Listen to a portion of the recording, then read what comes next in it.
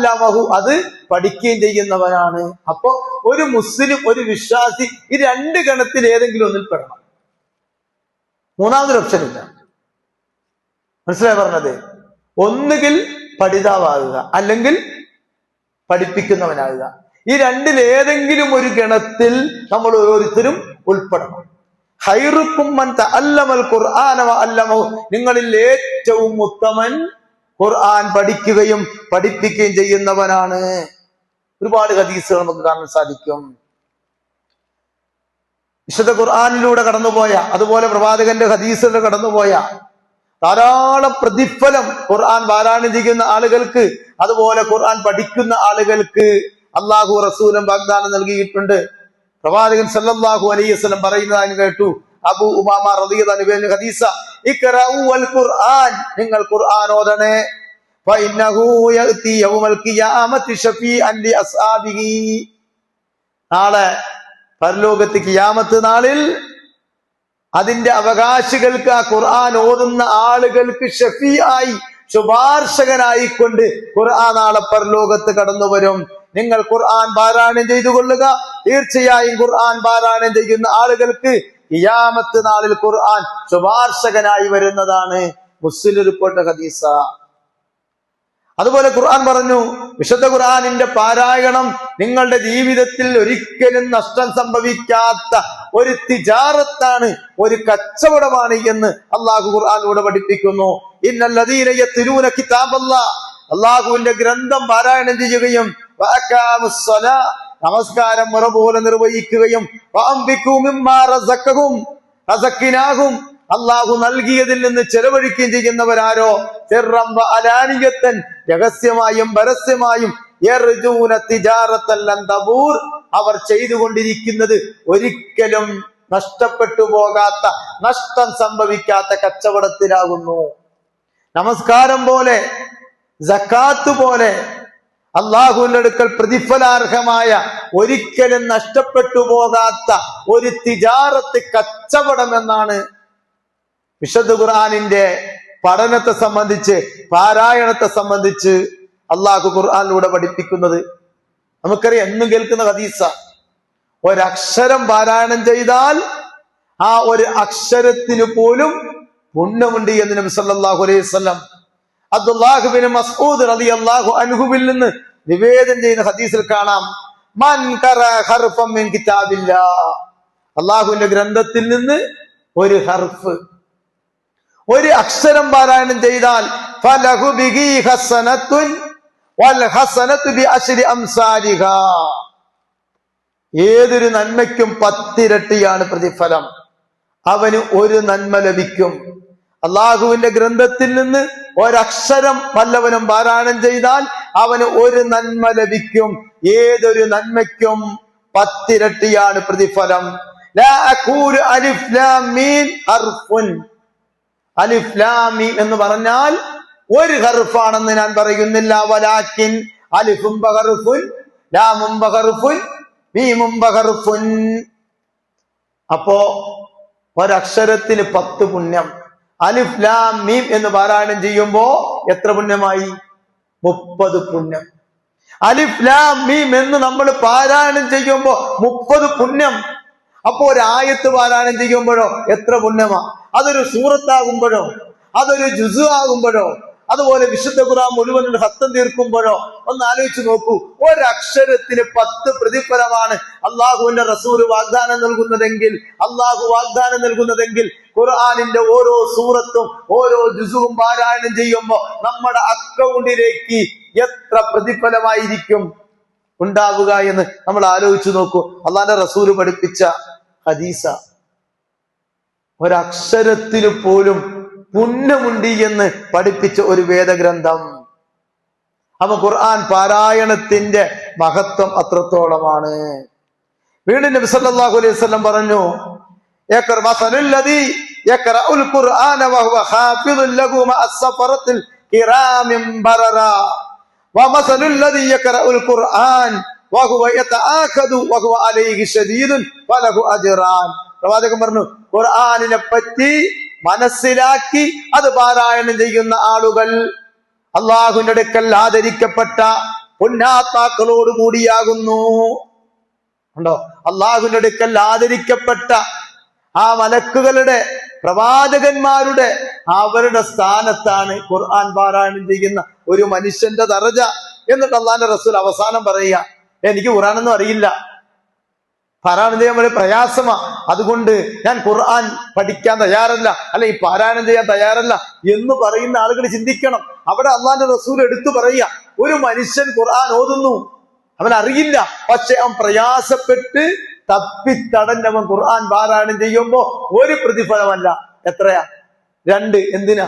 ഒന്ന് ഖുർആൻ പാരായണം ചെയ്ത വകയിലും, മറ്റൊന്ന് അവൻ ആ ഖുർആൻ ഓതുന്നതിന് വേണ്ടി പ്രയാസപ്പെട്ട വകയിലും അള്ളാഹുവിന്റെ അടുക്കൽ അവന് അജ്റാൻ, 2 പ്രതിഫലമുണ്ട് എന്ന് നബി സല്ലല്ലാഹു അലൈഹി വസല്ലം പഠിപ്പിക്കുന്നു. മുസ്ലിം റിപ്പോർട്ട് ഹദീസ. വീണ്ടും അള്ളാഹുവിന്റെ റസൂൽ പറഞ്ഞു, അബൂ ഹുറൈറ റളിയല്ലാഹു അൻഹു നിവേദനം ചെയ്യുന്ന മുസ്ലിം റിപ്പോർട്ട് മറ്റൊരു ഹദീസ, ലാ തജഅലൂ ബുയൂതകും മകാബിറ, ലാ തജഅലൂ ബുയൂതകും മകാബിറ. ശ്രദ്ധിച്ചു കേൾക്കണം, നിങ്ങളുടെ വീടുകൾ നിങ്ങൾ ശ്മശാനങ്ങളാക്കരുത്, നിങ്ങളുടെ വീടുകൾ നിങ്ങൾ ഖബറുകളാക്കരുത്. ഇന്ന ശൈത്താന യൻഫിറു മിനൽ ബൈത്തി അല്ലദീ തഖറഉ ഫീഹി സൂറത്തുൽ ബഖറ, സൂറത്തുൽ ബഖറ പാരായണം ചെയ്യപ്പെടുന്ന വീടുകളിൽ നിന്നും യൻഫിറു, പിശാച് എന്ത് ചെയ്യും? ഓടിപ്പോകും. ഒരു വെടിക്ക് 2 പക്ഷി. മനസ്സിലായിട്ടുണ്ടോ എന്താ ഈ ഹദീസ്? എന്താ പറഞ്ഞത്? ശ്രദ്ധിച്ചു കേട്ടോളൂ. ഇതൊക്കെ മറ്റുള്ളവരുടെ ദഅവത്ത് നടത്തുമ്പോ നമുക്ക് പറഞ്ഞു കൊടുക്കാൻ പറ്റിയ ഹദീസ. ലാ തജഅലൂ ബുയൂതകും മകാബിറ, നിങ്ങളുടെ വീടുകളെ നിങ്ങൾ, മക്കാബിർ എന്ന് പറഞ്ഞാൽ എന്താണ്? മക്ബറയുടെ ജമാണ് മക്കാബിർ, ഖബർസ്ഥാനങ്ങൾ, ശ്മശാനങ്ങൾ. അവിടെ പറഞ്ഞു ലാ തജഅലൂ ബുയൂതകും, നിങ്ങളുടെ വീടുകളെ നിങ്ങൾ ബാക്കി ഖബർസ്ഥാനാക്കരുത്. എന്നിട്ട് പിന്നെ പറഞ്ഞ വാക്കെന്താ? ഇന്ന ശൈത്വാന യൻഫിറു മിനൽ ബൈത്തി, സൂറത്തുൽ ബഖറ, സൂറത്തുൽ ബഖറ ഓതുന്ന വീടുകളിൽ നിന്ന് ശൈത്താൻ ഓടിപ്പോകും. അപ്പോ ഖുർആൻ ഓതേണ്ട സ്ഥലങ്ങൾ എവിടെയാ? വീടുകളിൽ. ആ വീടുകളിൽ നിങ്ങൾ എന്താക്കരുത്? ശ്മശാനമാക്കരുത്. അപ്പൊ ശ്മശാനങ്ങൾ എന്ത് ചെയ്യാൻ പറ്റൂല? ഖുർആൻ ഓതാൻ പാടില്ല. ഇത് കൃത്യമാ മുസ്ലിം ഉൾപ്പെട്ട ഹദീസ. ഖബറുകളിൽ ഖുർആൻ ഓതാൻ പാടുണ്ടോ ഇല്ലേ? മുസ്ലിം റിപ്പോർട്ട് ഈ ഹദീസിന്റെ തെളിവ്. നിങ്ങളുടെ വീടുകളെ ഖബറാക്കരുത്. ഖബർ എന്ന് പറഞ്ഞ ശോകമുഖങ്ങളായ സൈലന്റ് ഏരിയകളാണ്. അതുപോലെ വീടിന് നിങ്ങൾ ആക്കരുത്. അവിടെ നിങ്ങൾ ഖുർആൻ ഓതണം. ഖുർആൻ ഓതപ്പെടുന്ന സ്ഥലങ്ങൾ ബൈത്ത്, വീട്. ഖുർആൻ ഓതപ്പെടാത്ത സ്ഥലങ്ങൾ മക്കാബിർ, ഖബർസ്ഥാനങ്ങൾ. മനസ്സിലായോ? അവിടെ ഓതാൻ പാടില്ല. എന്നാൽ ഇന്നോ നേരെ തിരിച്ച, വീടിൽ ഖുർആൻ പാരായണം. എന്താണ് അള്ളാഹു എന്റെ റസൂലും പഠിപ്പിച്ചത്?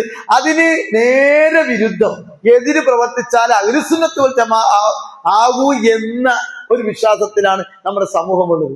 അള്ളാഹിന്റെ റസൂൽ എന്തു പറഞ്ഞോ അതിന് എതിര് പ്രവർത്തിക്കുക, അതിന് സമൂഹത്തെ പ്രേരിപ്പിക്കുക. ഏത് വിഷയത്തിൽ, ഏത് വിഷയം എടുത്താൽ ഇത് അവസ്ഥ.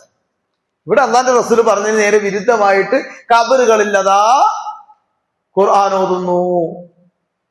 ശ്മശാനങ്ങളിൽ, വീടുകളിൽ ഖുർആൻ ഓതാൻ നേരെയില്ല.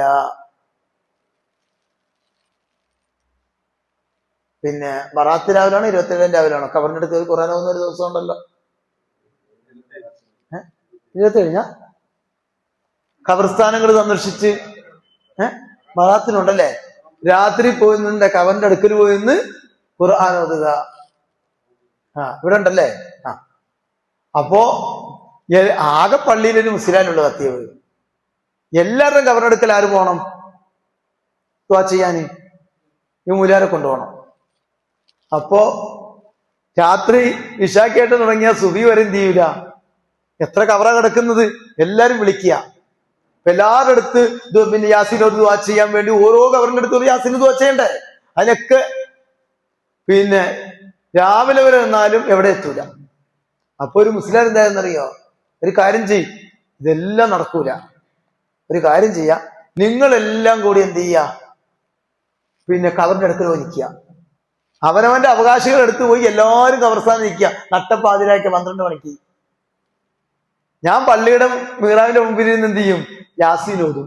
എന്നിട്ട് ഒരൊറ്റ ദുആ നിങ്ങൾ എന്ത് ചെയ്തേക്കണം, ആമി പിടിക്കണം, എല്ലാവരിലേക്കും എത്തും. പാവപ്പെട്ട ജനങ്ങളൊക്കെ മുഴുവൻ എവിടെ രാത്രി 12 മണിക്ക് പള്ളിക്കാട്ടിൽ ഉസ്താദ് ഇരിക്കുന്നോ? അപ്പൊ എന്താ കാര്യം? എല്ലാരിൽ നിന്നും എന്ത് കിട്ടും? ഇപ്പൊ ഓരോ ഗവർണടുക്കൽ പോകുമ്പോൾ കിട്ടുമല്ലോ പോക്കറ്റ് മണി. ഇതിപ്പം നല്ല വിദ്യയായി. ഉസ്താദ് ഒറ്റ യാസീൻ ഓതിയാലും മതി, മറ്റേ എല്ലാവർക്കും ഓതണ്ടേ. ഒറ്റ യാസീനെ എല്ലാ കവറിലേക്കും എത്തി എല്ലാവരുടെയും വകയായിട്ട് എന്ത് ചെയ്യും? പോക്കറ്റ് മണി കിട്ടും. ഇത് നടന്ന സമയം എന്താ ഭാഷ പറഞ്ഞല്ല. കേരളത്തില് ഒരു ഖബർസ്ഥാനിൽ നടന്ന ഒരു സംഭവമാണ് പറഞ്ഞത് ഞാന്. ഇതാണ് ഇന്നത്തെ അതിന് നിന്ന് കൊടുക്കുന്നതാണ്. ജനങ്ങൾ ഏത് രൂപത്തിലൊക്കെ ചൂഷണം ചെയ്യാൻ പറ്റും, അങ്ങനെയൊക്കെ ചൂഷണം ചെയ്തിട്ടും മനസ്സിലാകാത്ത പഠിക്കാത്ത ഒരു കൗമ് നമ്മുടെ ഉമ്മത്തിന്റെ അവസ്ഥയാണ് ഞാൻ പറഞ്ഞത്. അള്ളാഹു കാത്തിരക്ഷിക്കുമാറാകട്ടെ. അപ്പോ ഖബറുകളിൽ ഖുർആൻ ഓതാൻ പാടില്ല എന്ന് ഈ ഹദീസ് തെളിവാ. ഏതാണ്? മുസ്ലിം റിപ്പോർട്ട് ചെയ്ത 780 മനസ്സിലാക്കി വെച്ചോളൂ. മുസ്ലിം റിപ്പോർട്ട് ചെയ്ത 780 നമ്പർ ഹദീസാണ് കേട്ടോ. ഇനി യുക്കാലു സാഹിബുൽ ഖുർആൻ, അബ്ദുല്ലാഹിബ്നു അംർ റളിയല്ലാഹു അൻഹു നിവേദനം ചെയ്യുന്ന ഹദീസിൽ കാണാം, യുക്കാലു പറയപ്പെടും ലിസാഹിബുൽ ഖുർആൻ, ഖുർആനിന്റെ ആളുകളോട്, ഇഖ്റഉ വർതഖി വറത്തിരി കമാ കുന്ത തർത്തിലു ഫിദ്ദുനിയാ വഇന്ന മൻസിലതക ഇൻദ ആഖിരി ആയത്തിൻ തഖറഉ ബിഹാ.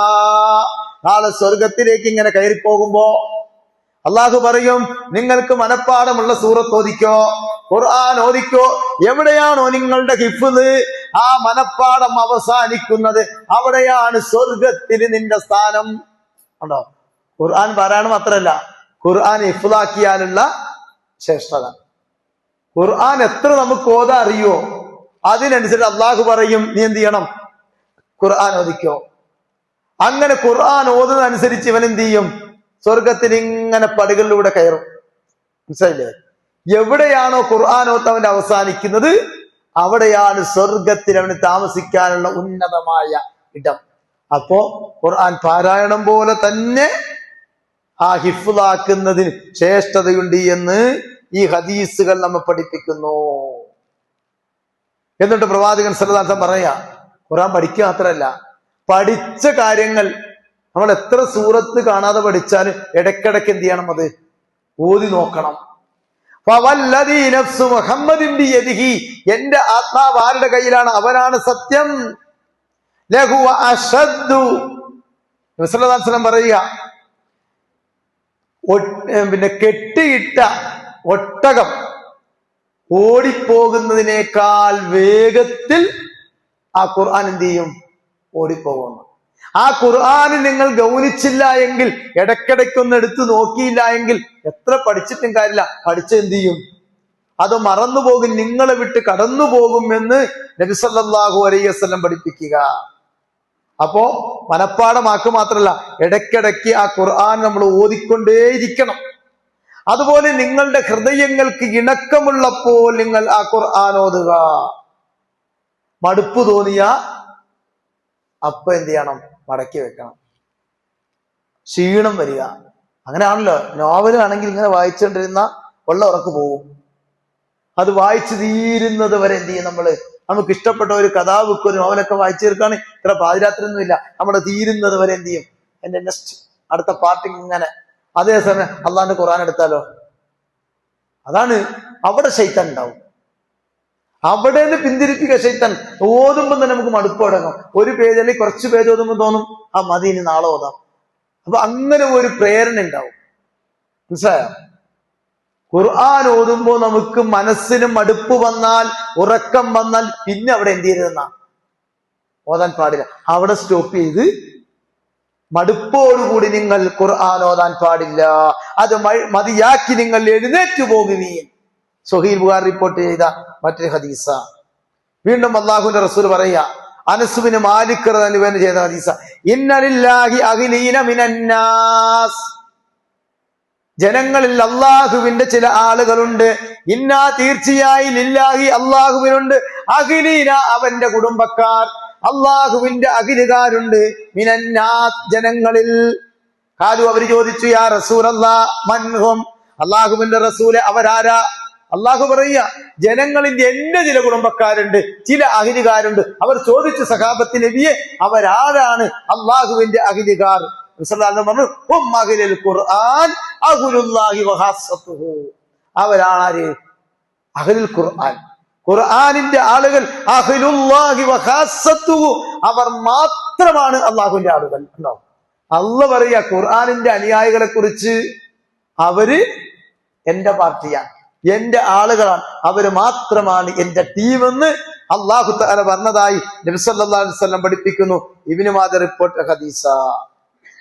ഇനിയോ, ഖുർആൻ പാരായണം ചെയ്യുകയും പഠിക്കുകയും അതനുസരിച്ച് ജീവിക്കുകയും ആരാണോ ചെയ്തത്, അവന്റെ മാതാപിതാക്കളെ ഖിയാമത്ത് നാളിൽ പ്രകാശം കൊണ്ടുള്ള ഒരു കിരീടം ധരിപ്പിക്കും. അതിന്റെ പ്രകാശ സൂര്യനോടൊപ്പമാകുന്നു. ആ മാതാപിതാക്കളെ ഐഹിക ലോകത്തോട് കിടപിടിക്കുന്ന പ്രത്യേകമായ ഒരു സ്ഥാനവസ്ത്രം അല്ലാഹു അണിയിക്കും. അപ്പോൾ അവർ രണ്ടുപേരും ചോദിക്കും, പടച്ചവനെ, ഈ സ്ഥാനവസ്ത്രം, ഈ കിരീടം എന്തിനാണ് ഞങ്ങളെ ധരിപ്പിച്ചത്? നാളെ പരലോകത്ത് ആരാണോ ഖുർആൻ പഠിക്കുന്നത് അവരുടെ മാതാപിതാക്കൾക്ക് അള്ളാഹു എന്ത് ചെയ്യും? പ്രത്യേകമായ ഒരു കിരീടം, ഒരു സ്ഥാന വസ്ത്രം ഇങ്ങനെ അണിയിക്കും. അപ്പൊ അവർ ചോദിക്കുക, പടച്ചവനെ, എന്തിനാണ് ഈ കിരീടം, ഈ സ്ഥാന വസ്ത്രം ഞങ്ങൾ അണിയിച്ചത്? അപ്പോൾ പറയപ്പെടും, നിങ്ങളുടെ മകനെ നിങ്ങൾ ഖുർആൻ പഠിപ്പിച്ചത് കൊണ്ടാ. ഉണ്ടോ? നമ്മുടെ മക്കളെ നമ്മൾ ഖുർആൻ പഠിപ്പിച്ചാൽ നമുക്ക് റബ്ബെന്ത് ചെയ്യും? നാളെ ഒരു കിരീടം ഉണ്ടോ, മുഴുവൻ ജനങ്ങളും കാണെ, ആ കോടിക്കണക്കിന് ജനങ്ങളുടെ മുമ്പിൽ വെച്ചുകൊണ്ട് അള്ളാഹു പ്രത്യേകമായ ഒരു സ്ഥാനവസ്ത്രം, ഇവിടെ പല സ്ഥാനവസ്ത്രം കൊടുക്കുമല്ലോ അല്ലെ, പല കിരീടമൊക്കെ ധരിച്ച് ഓരോരോ കോഴ്സൊക്കെ പൂർത്തിയാകുമ്പോ, ഇത് നാളെ പരലോകത്ത് റബ്ബ് സുബ്ഹാനഹു വ തആല നമുക്ക് നൽകുന്ന ഒരു സ്ഥാനവസ്ത്രത്തെ കുറിച്ച്. അത് കിട്ടണമെങ്കിൽ എന്ത് ചെയ്യണം? നമ്മുടെ മക്കളെ ഖുർആൻ പഠിപ്പിക്കണം. സുഹൈൽ ബുഖാരി റിപ്പോർട്ട് ചെയ്ത മറ്റു ഹദീസ. അപ്പോ ഖുർആൻ പഠിക്കുക എന്നുള്ളത് നമ്മുടെ ഓരോരുത്തരുടെയും നിർബന്ധമായ ബാധ്യതയാണ്. ഇന്നാ അൻസൽനാഹു ഖുർആനൻ അറബിയ്യൻ ലഅല്ലക്കും തഅഖിലൂൻ. നിങ്ങൾ ഗ്രഹിക്കുന്നതിന് വേണ്ടി ഖുർആൻ അറബി ഭാഷയിൽ ഇതാ നിങ്ങൾക്ക് പ്രമാണമായി അവതരിക്കപ്പെട്ടിരിക്കുന്നു. മാത്രവുമല്ല, വിശുദ്ധ ഖുർആനിൽ ഒരു സൂറത്തുണ്ട്, സൂറത്തുൽ ഖമർ. 54-ാം അധ്യായമാണേത്, സൂറത്തുൽ ഖമർ. ആ സൂറത്തുൽ ഖമറിലൂടെ അള്ളാഹു ആവർത്തിച്ച് ചോദിക്കുന്ന ഒരു ചോദ്യമുണ്ട്. എന്താ? ഖുർആൻ നിങ്ങൾക്ക് പഠിക്കാൻ പ്രയാസമാ എന്നാണ് പറഞ്ഞത്? അല്ല. അവിടെ നമ്മളൊക്കെ വായിച്ചു നോക്കേണ്ട ഒരു സൂറത്തുൽ ഖമർ, അതിന്റെ പരിഭാഷ എടുത്ത് വായിക്കണം. അതിൽ ആദ്യ സമുദായത്തെ കുറിച്ച്, സമൂദ് ഗോത്രത്തെ കുറിച്ച്, ഫിറഔനിന്റെ ആളുകളെ കുറിച്ച്, ലൂത്ത് നബിയുടെ സമൂഹത്തെ കുറിച്ച്, മുൻഗാമികളായ സമൂഹങ്ങൾ, ആ സമുദായങ്ങൾ എങ്ങനെ നശിപ്പിക്കപ്പെട്ടു, മനസ്സിലായില്ലേ? ആ സമുദായങ്ങൾ എന്തുകൊണ്ട് അല്ലാഹു നശിപ്പിക്കപ്പെട്ടു, എങ്ങനെ നശിപ്പിച്ചു, അങ്ങനെ ഓരോ ആദ്യ സമുദായത്തിന്റെ, സമൂദ് ഗോത്രത്തിന്റെ, ഫിറഔനിന്റെ ആളുകളുടെ, ലൂത്തിന്റെ, ശുഐബ് നബിയുടെ മദിയൻ സമുദായം, അങ്ങനെ ഓരോ സമൂഹത്തെ നശിപ്പിച്ച ആ ചിത്രം അല്ലാഹു ഇങ്ങനെ വിശദീകരിക്കുക. ഏത് സൂറത്തിലൂടെ? 54-ാമത്തെ സൂറത്തുൽ ഖമറിലൂടെ. എന്നിട്ട് ഓരോ വിശദീകരണവും കഴിഞ്ഞിട്ട് അള്ളാഹു ചോദിക്കുന്ന ഒരു ചോദ്യമുണ്ട്. എന്താ? വലഖദ് യസ്സർനൽ ഖുർആന ലിദ്ദിക്ർ ഫഹൽ മിൻ മുദ്ദക്കിർ. വലഖദ് യസ്സർനൽ ഖുർആന ലിദ്ദിക്ർ. ഈ ഖുർആനിനെ, ദിക്ർ എന്ന് പറഞ്ഞ ഉത്ബോധനം, അതാണ് ഖുർആൻ. ഈ ഖുർആൻ നിങ്ങൾക്ക് പഠിക്കാൻ ഞാൻ എളുപ്പമാക്കി തന്നിരിക്കുന്നു. ഫഹൽ മിൻ മുദ്ദക്കിർ. നിങ്ങൾ പഠിക്കാൻ തയ്യാറുണ്ടോ? ഉണ്ടോ? ഈ ഖുർആൻ നിങ്ങൾക്ക് പഠിക്കാൻ എളുപ്പമാക്കിയിരിക്കുന്നു. ആ ഖുർആനെ കുറിച്ച് പഠിച്ച് ചിന്തിച്ചു മനസ്സിലാക്കാൻ നിങ്ങൾ ഒരുക്കമാണോ? അള്ളാഹു 4 പ്രാവശ്യം ആവർത്തിച്ച് എന്ത് ചെയ്യുന്നുണ്ട്? സൂറത്തുൽ ഖമറിലൂടെ അള്ളാഹു ചോദിക്കുന്നുണ്ട്. തീർന്നില്ല. ഖുർആൻ ഇത്രയും പറഞ്ഞിട്ടും ഖുർആനിലേക്ക് കടക്കാത്ത ആളുകൾ, ഖുർആൻ പഠിക്കാൻ ഒരുക്കമല്ലാത്ത ആളുകൾ, ഖുർആനെ കുറിച്ച് ചിന്തിക്കാത്ത ആളുകളെ കുറിച്ച് അള്ളാഹു 47-ാം അധ്യായം സൂറത്ത് മുഹമ്മദിലെ 24-ാമത്തെ വചനത്തിലൂടെ അള്ളാഹു പറയുക, അഫലാ യതദബ്ബറൂന